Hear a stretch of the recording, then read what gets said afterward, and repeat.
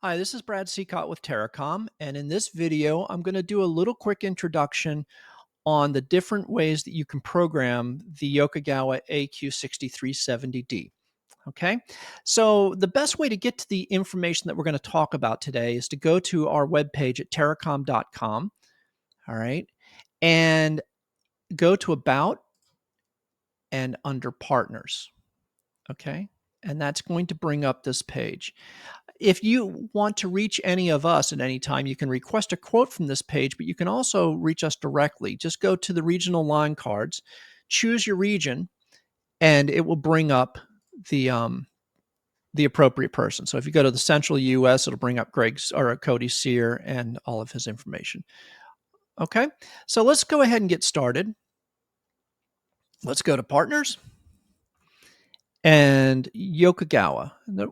Now, the reason I like to go through this, the Terracom web page, is because I've got this zoomed in here.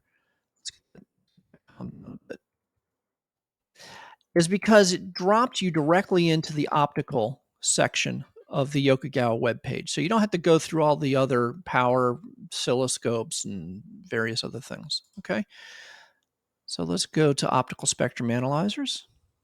And let's go to aq6370d. And the reason I want to go here is I want to talk a little bit about this picture, and I also want to show you where the manuals can be found. Okay, so I'm going to zoom in a bit here. So you can remote control the aq6370 with any of a number of techniques. You can use GPIB, you can use Ethernet, you can use serial. I believe you can use USB. I'm pretty sure you can use USB. I don't do these most of the time. I just use Ethernet. In today's world, Ethernet's faster. It's much easier. You can use commonly used, routers and so on and so forth. GPIB is more of a legacy thing, and is quickly going away in what I'm seeing in the industry. Okay, so let's go ahead and X that out, and let's take a peek at this picture.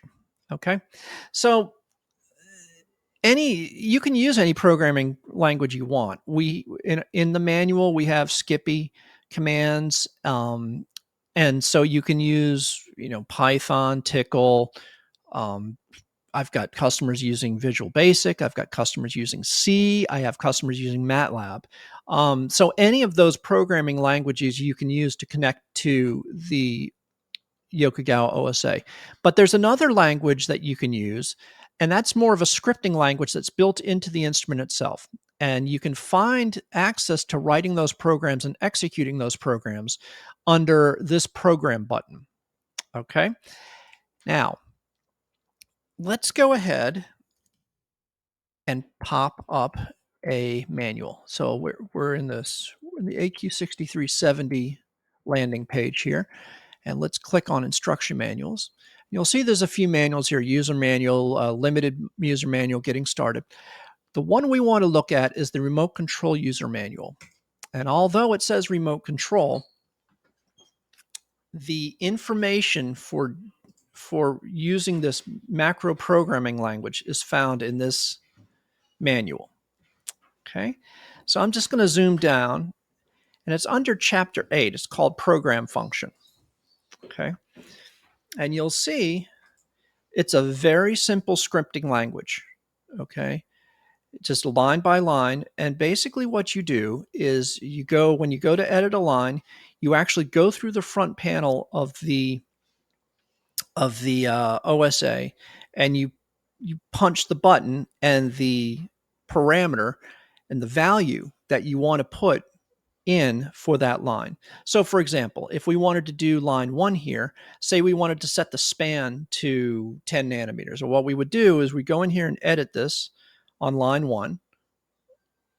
Okay, and then you go to the front panel, press span, and then put in 10 nanometers or whatever. And what you would end up getting, and I apologize for the quality, but this is the only program I have, you would get something that looks like this.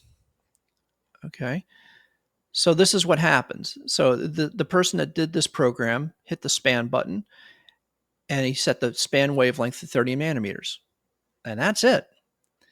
So what this program has here is a bunch of stacked commands. Resolution set to this, label initializing, a TLS address to this, set the center wavelength to this, and so on and so forth.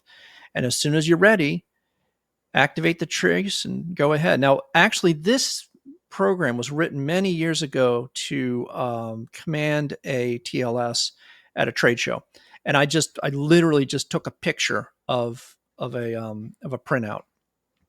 That's why the quality is so bad. But you can kind of get an idea of what this does, and you can also do simple things like go-tos. So here's an if-then statement, right? If j is equal to or less than 1, then go to 44. Where's 44? 44 waits 30 seconds, then it says go to 30.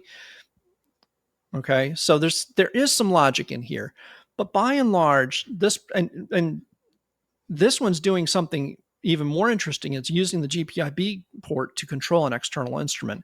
But by and large, what I use this programming language for is to do simple, repetitive things. Set up optical parameters, do a sweep, save it on this, put it into a trace, save the trace, go do it again, that type of thing. Okay. So for those type of repetitive operations, this programming function is actually quite nice. I do not have a demo, or I'd show you how to do it. If there is any question, or if you'd like to see a demo, we can arrange something online down at our Noonan facility.